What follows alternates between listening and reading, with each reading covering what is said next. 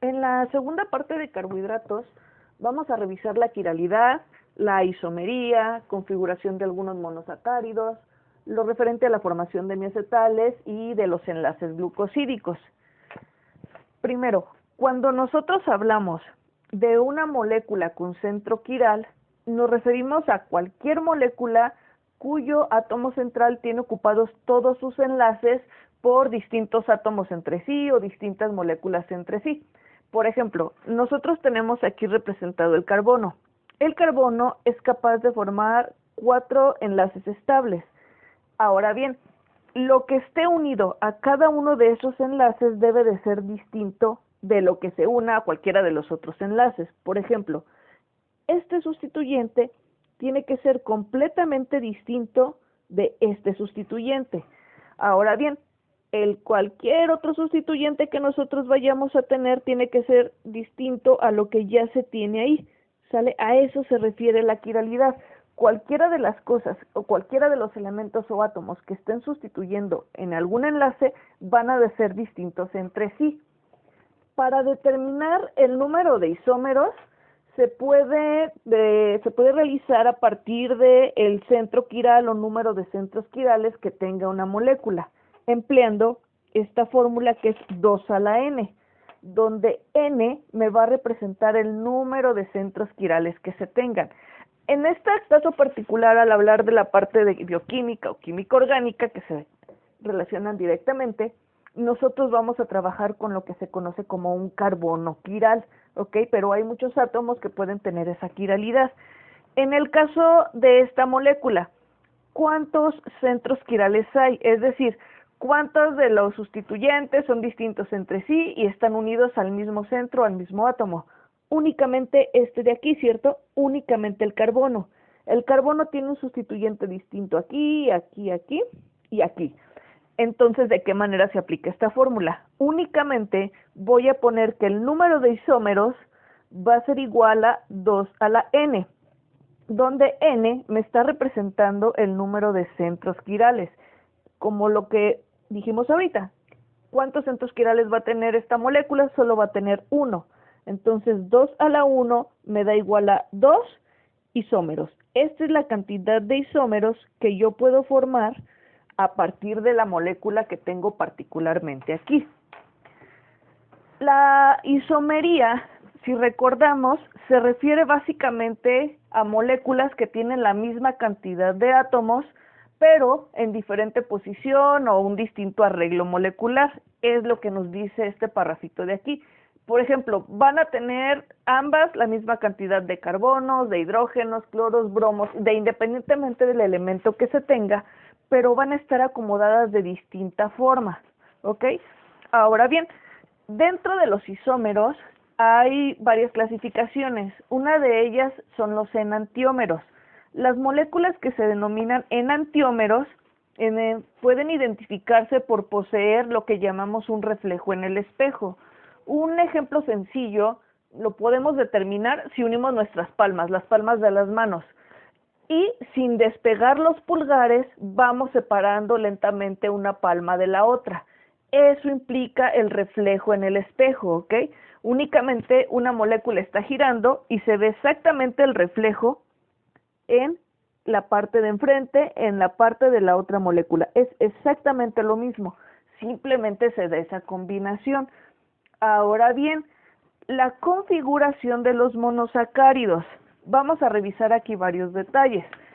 La parte de la configuración, recordemos que, primero que nada, los monosacáridos se dividían en aldosas por tener como grupo funcional el grupo aldehído. Si recordamos, era lo que se tenía en toda la parte inicial de las aldosas. Todas tienen ese grupo aldehído, ese CHO, que se encuentra en la parte de arriba de todos estos compuestos. Ahora bien, la parte de las cetosas, si recordamos eso, las cetosas lo que iban a poseer era un grupo cetona, pero en la parte media de la cadena, es decir, en alguna de las partes céntricas. En un momento vemos un ejemplo de esos.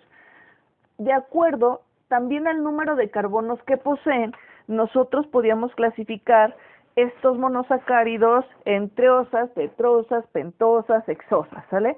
siendo las más comunes de lo que nosotros vemos aquí o las más representativas, la glucosa, lo que se refiere a la ribosa, gliceraldehído y por supuesto la galactosa, que un poquito más adelante vamos a ver para qué nos sirve cada uno de estos. Además, ¿qué otra cosa podemos definir aquí? La parte de actividad óptica. La parte de actividad óptica hacía referencia a si una estructura se denominaba como D o L. En el caso de todos los que tenemos aquí, todas comienzan con D, D seguido del nombre, de eritrosa, de arabinosa, de gulosa. ¿Vale? ¿A qué se refiere esto? Es la actividad óptica sobre hacia qué lado desvían la luz, hacia qué lado son capaces de desviar la luz. Por ejemplo, si se desvía hacia la derecha, entonces se denomina que es dextrógira y corresponde D. Ahorita lo vemos en un ejemplo más breve. Y si gira hacia la izquierda, entonces representa L. Pero ¿qué es lo que va a girar? Precisamente lo revisaremos un par de diapositivas más adelante. En cuanto a las cetosas, lo que se tiene en cuanto a las cetosas es que todas van a tener justo el grupo cetona en alguno de los carbonos medios. Recordemos que el aldehído siempre va a estar arriba, ¿sale? En la parte de un extremo, el grupo aldehído, CHO. Pero para las cetosas, tiene que tener este grupo cetona dentro de la cadena. De igual manera, vemos la misma repercusión. Están ordenados de acuerdo a si se denominan como pentosas, hexosas, treosas o tetrosas. Pero ahora bien, de igual forma vemos la representación de, ¿sale? De quedamos que todo se representa si desvía la luz hacia la derecha y L si la desvía hacia la izquierda. ¿A qué se refiere particularmente esto? Primero que nada vamos a determinar que dentro de las cetosas la más común que nosotros podemos encontrar es la fructosa, que creo que es la que todos hemos escuchado. Esta D que está referenciando al nombre o que me está diciendo qué tipo de compuesto va a ser, se tiene o tiene relación directa con la actividad óptica de los carbohidratos. Primero que nada, nosotros vamos a tener un carbohidrato, no importa cuál sea, ¿vale? Tenemos este sencillo. Este, si lo reconocemos de las tablas anteriores, es el gliceraldehído, ¿sale? Es, en este caso, un compuesto, un monosacárido que consta de 3 carbonos, los grupos que hemos manejado anteriormente, y vamos a determinar cómo es D, cómo es L, a qué se refiere. Lo que voy a hacer es numerar los monosacáridos como se numeran de acuerdo a la parte de nomenclatura para este tipo de actividad.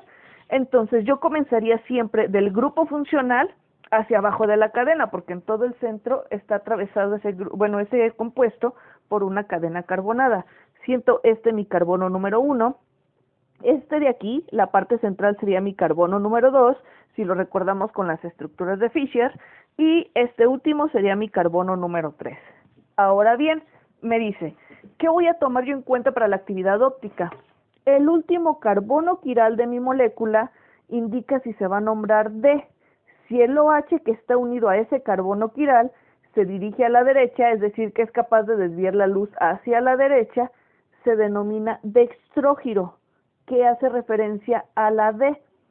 Y si este desvía la luz hacia la izquierda, es decir, si el OH del último carbono quiral se dirige hacia la izquierda, ese sería L. Primero que nada, quiralidad. Quiralidad se refiere, en este caso hablando del carbono quiral, que los sustituyentes que están unidos al carbono sean completamente distintos, ¿sale? Que en cada enlace tenga un compuesto distinto. Vamos a revisar entonces ese gliceraldehído. De manera general, la parte de arriba, la parte del aldehído en el carbono número 1, lo que yo tengo es C, doble enlace y tiene un hidrógeno. La otra parte es lo que es la cadena carbonada, que está hacia abajo. Este no puede ser quiral, porque 2 de sus enlaces se unen directamente con el oxígeno, entonces el carbono 1 queda descartado. La parte de hasta abajo, el carbono número 3, yo de cajón ya estoy viendo que tiene 2 hidrógenos pegados al mismo carbono, ¿cierto? Es decir, este compuesto más o menos sería algo así. COH, aquí tiene un hidrógeno, aquí tiene otro hidrógeno y hacia arriba pues es la cadena. tengo dos hidrógenos al mismo compuesto, por lo tanto tampoco puede ser quiral. Se está repitiendo esa sección, la parte de este elemento. Entonces se quita. El único carbono quiral que me va a quedar es el carbono número 2, que es exactamente lo que yo tengo en el carbono número 2. Lo que yo tengo es lo siguiente. Voy a poner primero aquí abajo mi carbono, sus 4 enlaces, y vamos a identificar que efectivamente los átomos o moléculas que están unidos directamente a él sean distintos entre sí. Primero, tengo de este lado un hidrógeno y de este lado un OH. Estos son diferentes entre sí, sí. Vamos aplicando la parte de arriba, que es lo que yo tengo arriba. El grupo aldehído, COH, que es distinto a este OH y a este hidrógeno. Sigue aplicando. Y finalmente abajo, lo que yo tengo es un CH2OH. Este es diferente de este, que es diferente de este, que es diferente de este. Por lo tanto, este es mi único carbono quiral. ¿Sale? Les voy a dar aquí algún tip en la siguiente diapositiva. Ese carbono quiral. Ahora bien, me dice, yo ya lo encontré. Entonces, en mis siguientes dos compuestos, que es este de aquí, me está pidiendo que yo represente el D y el L. ¿Vale? Entonces vamos a hacerlo de la siguiente forma. Primero que nada, lo que yo voy a tener es el esqueleto carbonado. Yo ya sé que este es mi carbono quiral. Entonces, si yo quiero que sea D, el OH que está unido a ese último carbono quiral, que realmente en esta molécula es el único, tiene que estar a la derecha. Entonces yo pondré aquí mi OH y de este lado el hidrógeno. Y esta sería una estructura de gliceraldehído, ¿sale? Que es el nombre. A la que tengo yo en la parte de la derecha. Me dice que si yo quiero que sea L, el OH que lleva el carbono quiral se debe de dirigir a la izquierda. Por lo tanto, el OH me quedaría aquí y el hidrógeno de este lado. Y ya tengo una estructura que sería L-gliceraldehído. Así es como nosotros lo vamos a diferenciar. Pero ahora, vamos a suponer que yo tengo una estructura un poquito más compleja, ¿vale? No solo de 3 carbonos, sino que incluye muchos más. Se haría exactamente lo mismo. Tengo estas aquí. Todas, en este caso, son hexosas de 6 carbonos. Y lo único que vamos a hacer es identificar el último carbono quiral. Vamos a ver un par de detalles que nos van a ayudar a discriminar lo que no sea carbono quiral. De cajón, todas tienen grupo aldehído. Si lo recordamos, en la diapositiva anterior vimos que más o menos era algo así. Por lo tanto, este carbono de todas mis estructuras no es quiral, ¿sale? Ese yo no lo puedo tomar como quiral. El otro, si recordamos, la parte de hasta abajo me decía que yo tengo 2 hidrógenos pegados al mismo carbono. Este tampoco puede ser quiral en ninguna de las estructuras de los monosacáridos. ¿Qué es lo único que me queda? Toda la cadena que queda en medio, todos esos carbonos son quirales. Todos, hablando de los monosacáridos.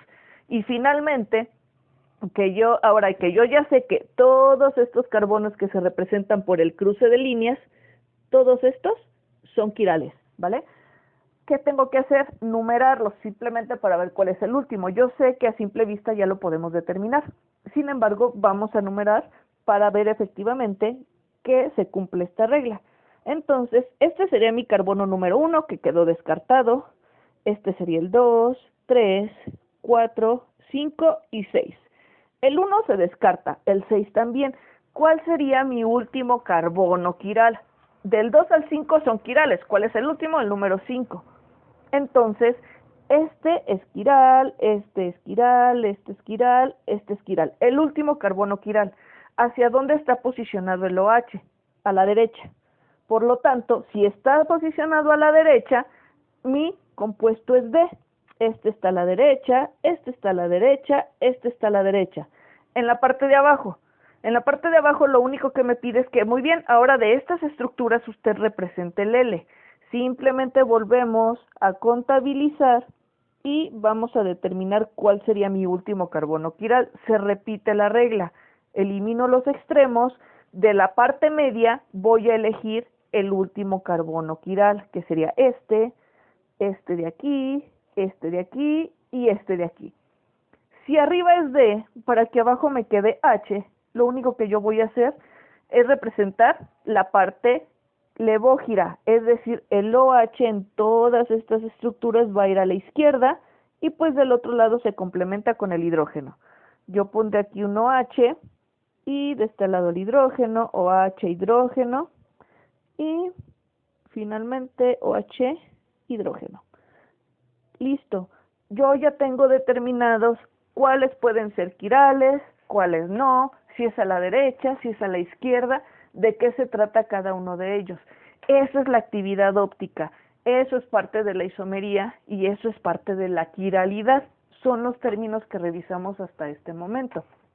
Ahora, ¿qué sucede o de qué otra manera se pueden representar los carbohidratos? ¿Sale? Esta es la manera lineal, la manera de cadena abierta. Pero también puede haber una ciclación de esta cadena y convertirlo en un enlace hemiacetal. Mediante ese enlace hemiacetal, esta estructura que es la de glucosa es capaz de convertirse en alfa de glucosa. ¿Mediante qué exactamente? Mediante la posición de este OH que corresponde al carbono número 5. Vamos ahorita a revisar un poquito más a fondo con un ejemplo. De manera general, es la misma cadena que nosotros teníamos anteriormente, ¿vale? Es exactamente igual. Voy a numerar los carbonos. 1, 2, 3, 4, 5 y 6. Ahora, para que esto se cicle, lo que tiene que hacer es, vamos a colocar el monosacárido en una solución acuosa. Cuando yo la pongo en cualquier solución acuosa, se va a generar el enlace hemiacetal o hemicetal. Este enlace se da entre el OH del último carbono quiral, este es mi último carbono quiral y este es el OH que va a reaccionar, y el carbono del grupo carbonilo, el carbono de mi grupo funcional, lo que me va a generar ese enlace o la estructura a base de anillos. ¿Sale? ¿A qué se refiere entonces? De aquí vamos a pasar a esta. Una vez que lo ciclemos, que ahorita vamos a ver cómo se lleva a cabo ese ciclo, voy a numerar mis carbonos. Entonces, ahora, mi carbono número 1 seguiría siendo este. Mi carbono número 2 queda aquí. Este sería el 3, 4, 5 y 6. Que si lo vemos un poquito por la distinción de colores, sí corresponde, ¿sale? En el 5, el carbono aquí lo vemos representado como con un color verde. Resalta un poco. Este sería el 5. Y mi carbono número 1 está resaltando con un color rojo, que sería justo este de aquí. Ahora, cuando yo formo este tipo de estructura, el OH del carbono número 1 me va a representar si es alfa o beta. Si el OH queda apuntando hacia abajo, entonces mi estructura se conoce como alfa. Y solo se complementa porque ese salió de una D-glucosa que yo ya sé que se refería hacia dónde está colocado mi OH, en la cadena abierta. En cambio, si ese OH queda apuntando hacia arriba, entonces se conoce como beta D-glucosa. ¿Sale? Ese es el tipo de orientación que se va a dar. ¿Cuál de las dos puede salir de esta estructura? Cualquiera, la que ustedes definan. Entonces es lo que vamos a representar en la siguiente mediante un ejemplo, ya un ejemplo esquemático. Bien, lo primero que yo tengo es la de glucosa. Vamos a ver cómo es o de qué manera se cicla. Lo que voy a hacer es nuevamente numerar mis carbonos. 1, 2, 3, 4, 5, 6. Ahora me dicen, el enlace covalente entre un hidroxilo y el carbonilo forma un hemiacetal en las aldosas y un hemiacetal en las cetosas. Esta es una aldosa por el grupo aldehído, ¿vale? El enlace que nosotros vamos a formar se va a distribuir de la siguiente manera. El OH del último carbono quiral va a ser capaz de reaccionar con el grupo carbonilo, el carbono que nosotros tenemos arriba. Lo primerito que vamos a checar es lo siguiente. Voy a anotar únicamente la parte que está involucrada, que sería el carbono número 1 de este lado Y vamos a imaginar que aquí está toda la cadena carbonada, ¿sale? Esa sigue igualita. Y aquí voy a poner mi carbono número 5. ¿Qué va a suceder? Vale, primero, este carbono lo que va a hacer es desplegar la parte del oxígeno y el hidrógeno. Únicamente estoy separando el OH que tiene unido este carbono, este de aquí. Ahora, la parte de arriba. La parte de arriba yo veo que tengo dos oxígenos unidos al mismo carbono. Lo que va a suceder con uno de estos enlaces es que se va a trasladar de posición. Entonces me quedaría oxígeno con esta parte, ¿sale? Y el hidrógeno que va a estar unido directamente aquí. Ahora bien, ¿cuántos enlaces entonces está formando mi carbono número 1? Recordemos que inicialmente son 4. Aquí tiene 1, aquí tiene 2 y aquí tiene 3. ¿De dónde va a salir ese cuarto enlace? Precisamente de la ruptura del OH.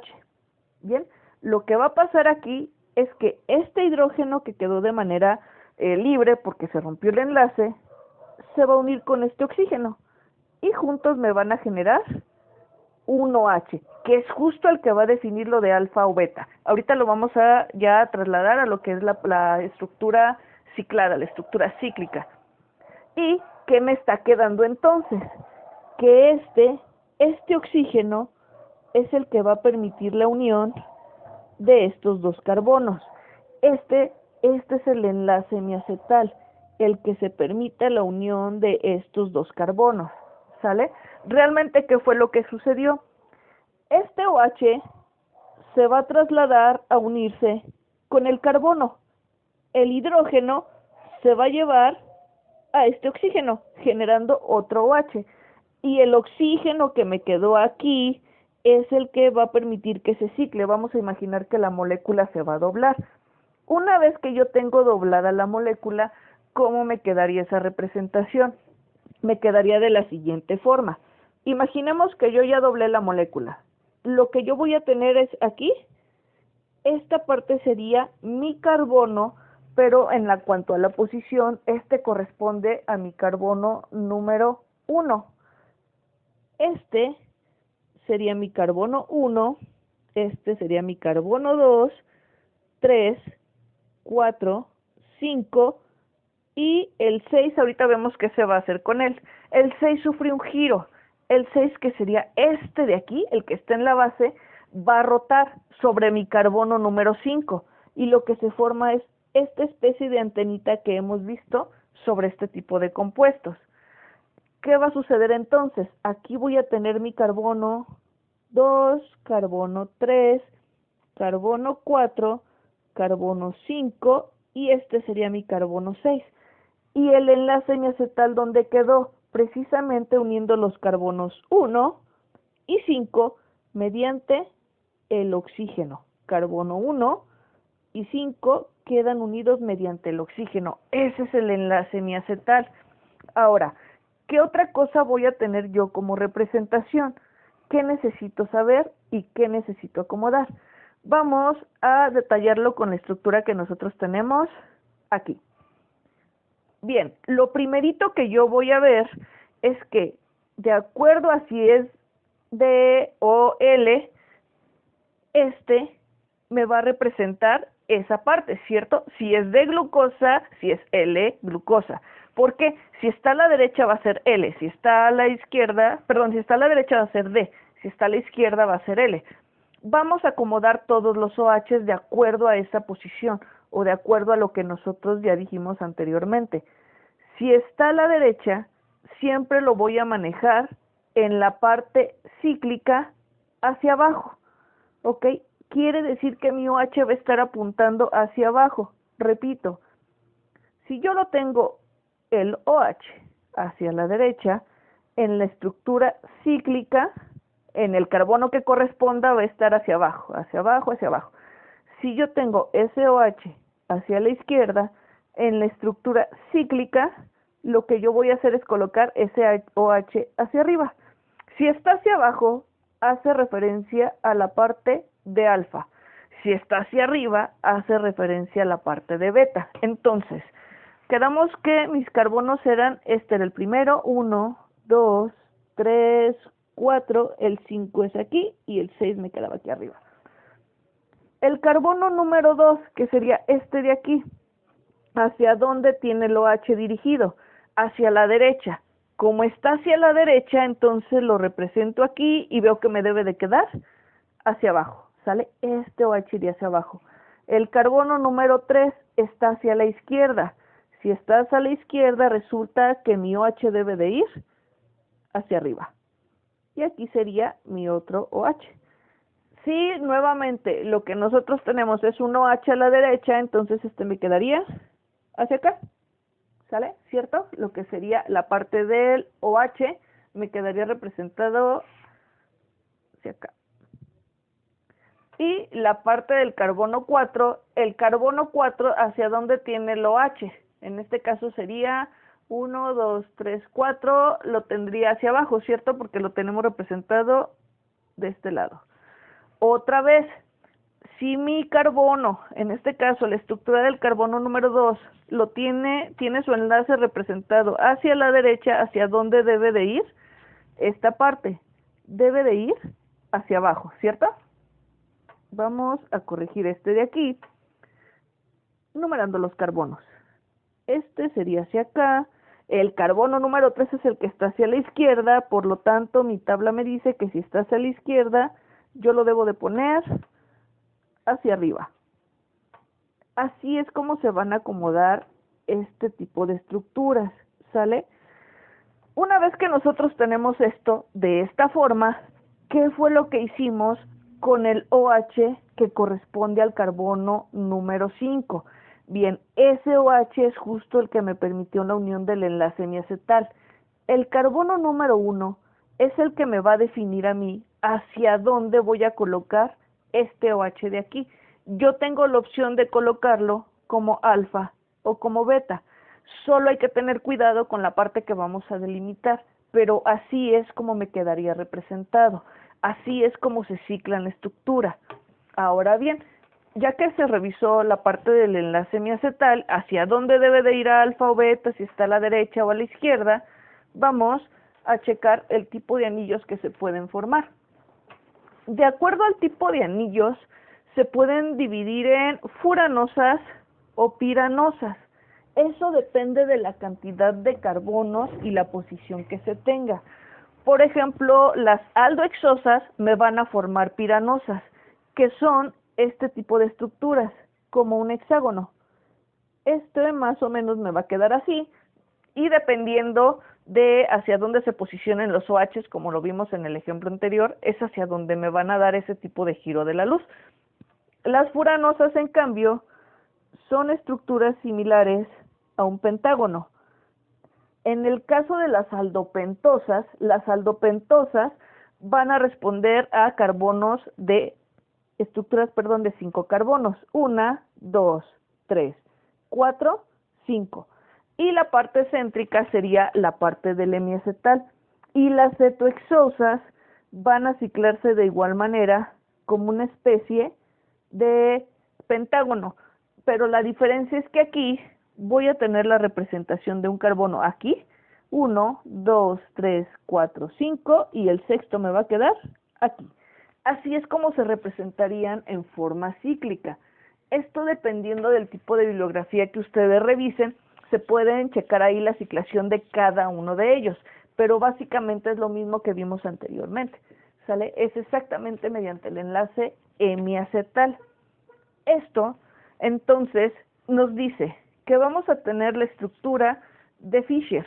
La estructura de Fischer nosotros realmente la conocemos como la que es en forma de cruz. Únicamente en la parte de arriba se pondría el CHO, se pone la base que sería CH2OH, y me dice que en la parte céntrica debe de tener 1, 2, 3, 4 carbonos.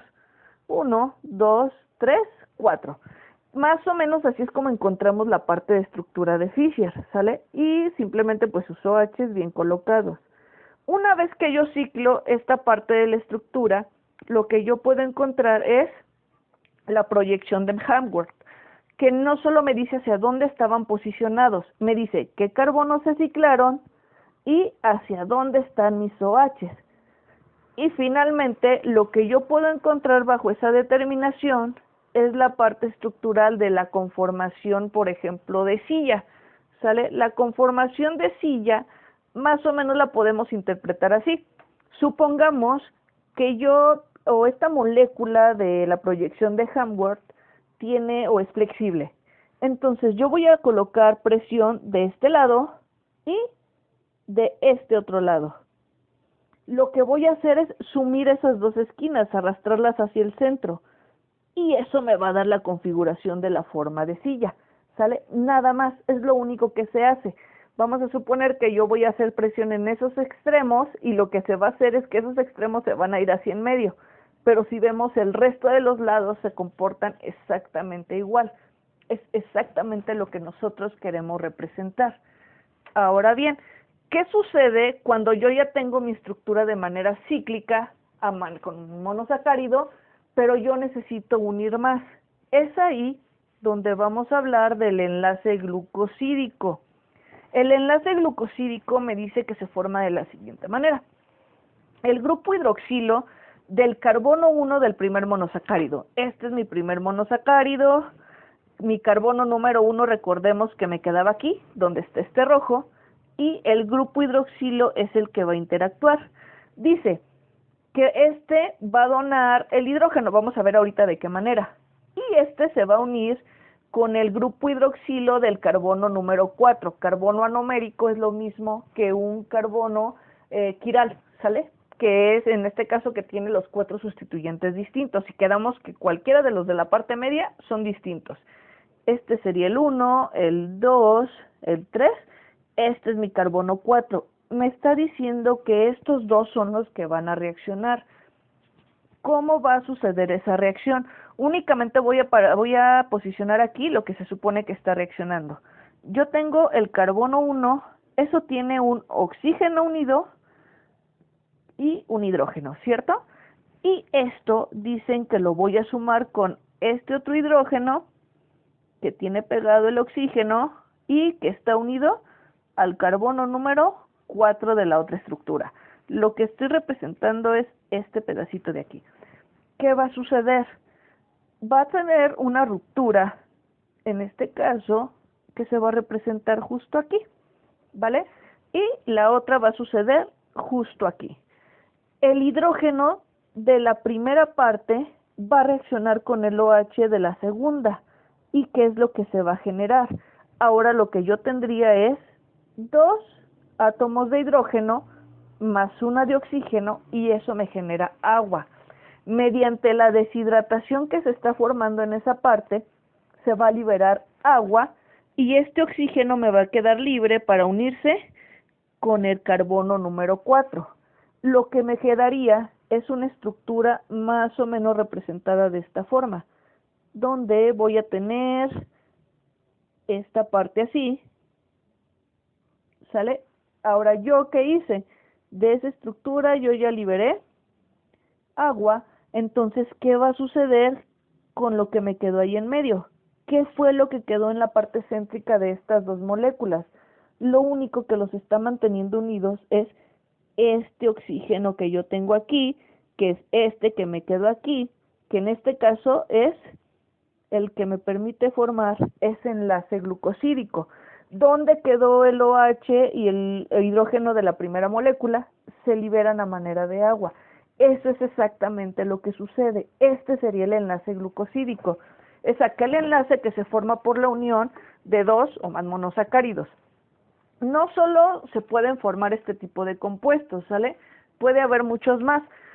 Pero, ¿dónde se representa el enlace glucosídico de manera más sencilla? Pues precisamente en los disacáridos. Los disacáridos son la unión de 2 monosacáridos. Para que este enlace glucosídico se formara entre ellos, lo que tuvo que haber sido fue una deshidratación. En todas ellas hubo liberación de agua, formando este tipo de disacáridos. Por ejemplo, la sacarosa, la lactosa y la glucosa y glucosa me van a formar una maltosa. En todas estas estructuras hubo la liberación o existió la liberación de lo que se representa como la molécula de agua. No solamente se pueden formar disacáridos, obviamente si yo sigo uniendo más y más monosacáridos, lo que voy a tener es la representación de los polisacáridos. En el caso de los polisacáridos, solo hablaremos de los más comunes, que en este caso se trataría, por ejemplo, si recordamos, del glucógeno y del almidón. Ambos tienen enlaces que se representan como alfa 1,4. Uno hace referencia a la posición de lo que se está uniendo del primer enlace glucosídico, es decir, el carbono número 1 de este con el 4 de este. Y como el OH en este caso me había quedado hacia abajo u originalmente estaba hacia la parte de abajo, entonces recordemos que eso hace referencia a lo que es alfa, ¿sale? Entonces, alfa se refiere hacia dónde está colocado este OH en el carbono número 1. Por lo tanto, si nosotros tenemos esta representación, la parte de la glucosa se va a unir mediante enlaces alfa 1,4 y también puede ser alfa 1,6, que es el carbono número 1 del primer compuesto con el carbono número 6 del segundo compuesto, generando estructuras que en la bibliografía se representan con infinidad de hexagonitos o de una manera más simple, algo así. Cadenas y cadenas donde cada esferita me va a estar representando una glucosa. Estos serían los polisacáridos. Todos estos están unidos mediante lo que conocemos como enlaces glucosídicos.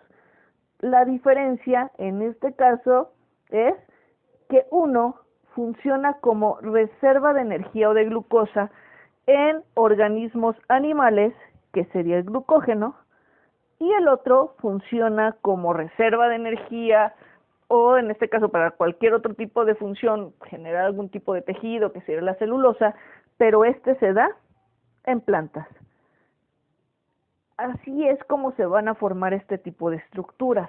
Ya vimos y revisamos de qué tipo de enlace se va a tratar, de qué tipo de formación se va a llevar a cabo y más adelante iremos viendo la intervención de cada uno de estos compuestos en las vías y de igual manera nos faltaría por ahora revisar qué compuestos, en dónde se encuentran, cómo están formados y dónde es el principal compuesto representativo. Hablamos de cada uno de los monosacáridos o disacáridos, dónde los podemos encontrar, cuál es su fuente y cuál es su función final. Eso lo revisaremos en el siguiente video. Por ahora, esto es lo referente a la segunda parte de carbohidratos.